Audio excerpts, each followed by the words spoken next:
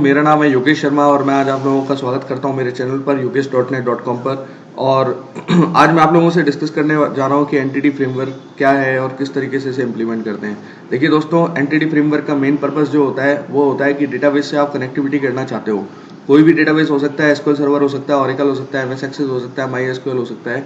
तो आप किसी भी डेटाबेस से अगर कनेक्टिविटी करना चाहते हैं तो आपको डिफरेंट अलग अलग कोड करने की जरूरत नहीं है। आप एक सिंगल लाइन ऑफ कोड लिखकर आप इन डिफरेंट डेटाबेस से या डेटा सोर्सेज से आप कनेक्टिविटी कर सकते हैं। मैं इसका एक छोटा सा एग्जांपल लेना चाहूँगा कि जैसे मानो आप एसक्यूएल सर्वर से कनेक्टिविटी करते हो तो उस कंडीशन में आपको कुछ क्लासेस इंपोर्ट करानी पड़ती हैं, लाइक एसक्यूएल क्लाइंट आप पैकेज इंपोर्ट कराते हो, फिर SQL data adapter, SQL connection. अगर ये चीज़ आपको ओरेकल के साथ करनी हो या ओरेकल आपके पास डेटाबेस हो और उससे आपको कनेक्टिविटी करनी हो तो उसके लिए आपको एक डिफरेंट कोड लिखना पड़ता है। लाइक ओरेकल आप क्लाइंट का यूज़ करते हो, ओरेकल डेटा अडेप्टर, और एमएस एक्सेस से कनेक्टिविटी करने के लिए ओएलईडीबी डेटा अडेप्टर और इनका यूज़ करना पड़ता है। तो कहने का मतलब ये हुआ कि अगर आप मल्टीपल डेटाबेसेस से कनेक्टिविटी करना चाह रहे हो तो इन सभी डेटाबेस से कनेक्टिविटी करने का जो कोड होता है वो अलग अलग होता है। लेकिन एंटिटी फ्रेमवर्क के अंदर ऐसा कुछ भी नहीं है, आपको सेम कोड यूज़ करना है डिफरेंट डेटा सोर्सेज के लिए। यही मेन पर्पज इसका होता है। दूसरी चीज़ मैं आपको एक चीज़ और बताना चाहूँगा कि एंटिटी फ्रेमवर्क कोई नई चीज़ नहीं है, ये एक लिंक्यू का ही फ्लेवर है। क्योंकि लिंक्यू के अंदर एक फ्लेवर होता है लिंक्यू टू एंटिटीज। ठीक है, लिंक्यू क्या है कि एक ORM होता है जो डिफरेंट डेटा सोर्सेज से कनेक्टिविटी कर सकता है। लाइक लिंक्यू टू XML होता है आपका, लिंक्यू टू ADO.NET होता है, लिंक्यू टू एंटिटी फ्रेमवर्क है। तो ये एक अलग फ्लेवर है, लिंक्यू टू एंटिटी है एक्चुअल में ये लिंक्यू टू एंटिटी। आपको जो क्वेरीज लिखनी है एंटिटी फ्रेमवर्क के अंदर वो भी आप लिंक्यू क्वेरीज ही लिखेंगे। तो चलिए आगे बढ़ते हैं अपन और देखते हैं कि एंटिटी फ्रेमवर्क के अंदर और क्या क्या चीजें हैं। सबसे पहला टॉपिक जो है हमारा वो है व्हाट इज एंटिटी फ्रेमवर्क। इसके बारे में अपन देखें तो entity framework is an object relational mapping framework. इसे शॉर्ट फॉर्म में ORM भी बोलते हैं। It is an enhancement of ADO.NET that gives developer N automated mechanism for accessing and storing data in the database. अब इसका मतलब क्या हुआ? ORM क्या होता है? Object relational mapping. ऑब्जेक्ट्स क्या होते हैं? जिसमें प्रॉपर्टीज और क्लासेस हो। रिलेशनल क्या होता है? कोई डेटाबेस टेबल। कहने का मतलब ये हुआ कि क्लासेस के ऑब्जेक्ट के थ्रू आप डेटाबेस की टेबल्स को एक्सेस करेंगे। ये जो कॉन्सेप्ट होता है इसे बोलते हैं ऑब्जेक्ट रिलेशनल मैपिंग। ठीक है, ये ADO.NET का एडवांस वर्जन है और बहुत ही एक ऑटोमेटेड मैकेनिज्म प्रोवाइड कराता है टू स्टोर और एक्सेस द डेटा। ठीक है, इसे अपन आगे देखेंगे कैसे ये सब चीजें इंप्लीमेंट होती हैं। अच्छा, ये करता क्या है? enables developer to work with relational data as domain specific object, eliminating the need for most of the data access plumbing code that developers usually need to write। बहुत ही इंपॉर्टेंट चीज है ये, इसी वजह से इसका जो इम्प्लीमेंटेशन हुआ है। ये क्या करता है कि आपका जो डेटाबेस के अंदर टेबल है उस टेबल के हर फील्ड को एक्सेस करने के लिए आप C# में एक ऑब्जेक्ट बना सकते हैं। ठीक है, वो मॉडल क्लास ऑब्जेक्ट होता है और उस ऑब्जेक्ट के थ्रू ही आप सारा ऑपरेशन परफॉर्म कर सकते हो। आपको अलग अलग कोड करने की जरूरत नहीं है, जैसे आप आज तक करते आए हो कि ठीक है मुझे डेटा अडेप्टर बनाना है, किसी कमांड को फायर करने के लिए डेटा सेट यूज में लेना है, डेटा फिल मेथड यूज में लेना है, काफी सारी चीजें होती हैं, काफी सारा कोड होता है। वो सारा कोड आपको यहाँ लिखने की जरूरत नहीं है क्योंकि ये एक टूल है। एंटिटी फ्रेमवर्क क्या है? एक टूल है जो ये काम ऑटोमेटिकली कर लेता है। आपको करने की जरूरत नहीं है, आपको एक कोड करने की जरूरत नहीं है, आपको किसी कोड को रिपीट करने की जरूरत नहीं है। ठीक है, तीसरा जो इसका वो है using the entity framework developers issue queries using LINQ then retrieve and manipulate data as strongly typed object. बहुत ही इंपॉर्टेंट चीज है क्योंकि आप कोई भी क्वेरी लिखोगे, आपको अगर डेटाबेस के अंदर डेटा इंसर्ट करना है तो आप पहले क्या लिखते थे? एसक्यूएल की क्वेरी लिखते थे, insert into table name, that's इस तरीके से। ठीक है, बट इन केस ऑफ लिंक्यू आप लिंक्यू की क्वेरीज लिखेंगे। ठीक है, एंटिटी फ्रेमवर्क में लिंक्यू की क्वेरीज लिखेंगे जो कि आपकी रिट्रीव और मैनिपुलेट करेगी data as strongly typed object. Strongly typed object का मतलब क्या होता है? ये आप मेरी अदर वीडियोस में देख लीजिए कि स्ट्रांगली टाइप्ड ऑब्जेक्ट्स क्या है। ठीक है, entity framework ORM implementation provide services like change tracking. Change tracking का मतलब क्या होता है? आपने डेटाबेस के अंदर कोई चीज चेंज कर दिया, आपने कोई फील्ड ऐड कर दिया, तो आप ORM के थ्रू अपने जो आपका मॉडल क्लासेस हैं उन मॉडल क्लासेस को आप अपडेट कर सकते हैं। ठीक है, इसमें ये ऑप्शंस प्रोवाइड कराता है, अपन आगे चल के देखेंगे।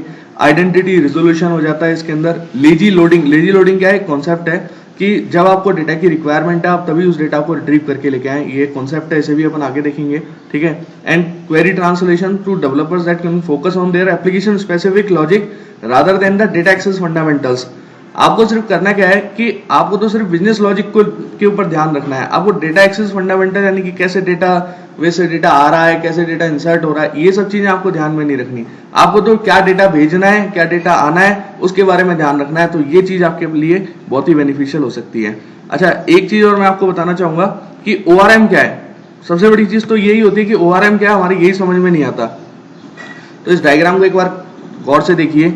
इसमें क्या हो रहा है कि ये जो आप देख रहे हैं ये डेटाबेस को डिनोट कर रहा है, और ये जो आप देख रहे हैं ये एप्लीकेशन है आपकी, जो C# के अंदर एप्लीकेशन बनी हुई है जिसमें आपने टाइप्स और क्लासेस लिखी हुई हैं। ये टाइप्स क्लासेस आपके मॉडल्स को डिफाइन कर रही हैं, ठीक है। ORM क्या है, एक बीच की एंटिटी है, ऑब्जेक्ट रिलेशनल मैपिंग। ये क्या करती है कि आपके डेटाबेस के अंदर जितनी भी टेबल्स हैं और उनके बीच में जो भी रिलेशनशिप है, उन रिलेशनशिप के अकॉर्डिंग ये आपकी क्लासेस को क्रिएट करेगा। यानी कि अगर आपने जैसे 2 क्लासेस बनाई हुई हैं, प्रोडक्ट और कैटेगरी, ठीक है, जिसमें कैटेगरी आपने प्राइमरी की, कैटेगरी के अंदर एक प्राइमरी की फील्ड लिया हुआ है और उस कैटेगरी के प्रोडक्ट्स को लेने के लिए आपने प्रोडक्ट टेबल के अंदर एक फॉरेन की लिया हुआ है। तो ये ORM क्या करेगा कि ऑटोमेटिकली ऐसी 2 क्लासेस क्रिएट करेगा जिन दोनों क्लासेस के बीच में एक रिलेशनशिप होगा प्राइमरी और फॉरेन की का, ठीक है। तो वो चीज जो होती है, ये कॉन्सेप्ट जो होता है, इसे अपन ORM बोलते हैं। चलिए इसकी एक बार लैंग्वेज देख लेते हैं। ORM is a tool for storing data from domain objects to relational database. Domain objects का मतलब क्या हुआ, आपके मॉडल क्लासेस, ठीक है। और ये कर क्या रहा है, एक टूल है, डोमेन ऑब्जेक्ट से रिलेशनल डेटाबेस में डेटा को स्टोर कर रहा है। C# के अंदर आप पहले डेटा को ऐड करेंगे, फिर उसके बाद डेटाबेस टेबल के अंदर ऐड होगा, ठीक है। आज तक अपन उल्टा कर रहे थे कि पहले अपन डेटाबेस के अंदर ही अब जाके डायरेक्टली अपडेट करते थे, ठीक है। यहां पर ऐसा नहीं होता। अच्छा, इसमें 3 चीजें होती हैं, domain class object, relational database object और मैपिंग इंफॉर्मेशन। 3 चीजों को आपको मेंटेन रखना पड़ता है। डोमेन क्लास ऑब्जेक्ट का मतलब क्या हुआ, जैसे आप कोई भी डेटाबेस के अंदर टेबल बनाते हो, आपने एम्प्लॉय टेबल बनाई है, तो आपको एम्प्लॉय मॉडल क्लास क्रिएट करनी पड़ेगी जिसमें एम्प्लॉय आईडी, एम्प्लॉय नेम और इस तरीके की इंफॉर्मेशन होगी। रिलेशनल डेटाबेस ऑब्जेक्ट्स का मतलब क्या हुआ, रिलेशनल डेटाबेस का मतलब हुआ कि डेटाबेस के अंदर जो आपकी टेबल्स हैं उनके बीच में रिलेशनशिप, उनकी मैपिंग की इंफॉर्मेशन भी आपको अलग से अपने C# के कोड के अंदर मेंटेन रखनी पड़ती है, ठीक है। अब इसका एक आर्किटेक्चर अपन देख लेते हैं। एंटिटी फ्रेमवर्क का आर्किटेक्चर क्या है। इसके अंदर 3 चीजें अपनी बहुत ही इंपॉर्टेंट है। एक तो है कंसेप्चुअल मॉडल, एक मैपिंग और एक स्टोरेज मॉडल, ठीक है। तो इनको 1 by 1 डिस्कस करते हैं। इसके EDM के जो एंटिटी डेटा मॉडल होता है उसके 3 पार्ट्स होते हैं, conceptual model, mapping and storage model. सबसे पहले बात करते हैं conceptual model. Conceptual model contains the model classes and their relationship. Model classes का मतलब क्या हुआ, मैं आपको ऑलरेडी बता चुका हूं। डेटाबेस के अंदर जो टेबल्स हैं उन टेबल्स के अकॉर्डिंग आपकी C# के अंदर क्लासेस होंगी जिसमें आप प्रॉपर्टीज को डिफाइन करेंगे। तो एक कंसेप्चुअल मॉडल क्या करता है, उन क्लासेस के बीच में रिलेशनशिप को मेंटेन रखता है, ठीक है ना। This will be independent from your database table design, ठीक है ना। आपकी डेटाबेस टेबल डिजाइन से ये इंडिपेंडेंट है, आपने कुछ भी करा हो उससे कोई मतलब नहीं है। सेकंड चीज है storage model. Storage model is the database design model which includes table, view, stored procedure and their relationship and keys, ठीक है।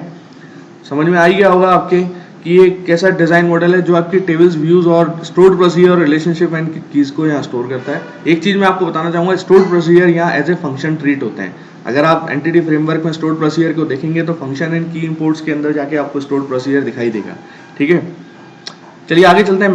Mapping consist of information about how to conceptual models mapped to the storage model. Conceptual model मैंने आपको बताया, domain classes, ठीक है, और storage model ये किस तरीके से कोई प्रोसीजर उस क्लास को यूज करेगा, ये सारी चीज जो होती है इस कॉन्सेप्ट को बोलते हैं मैपिंग।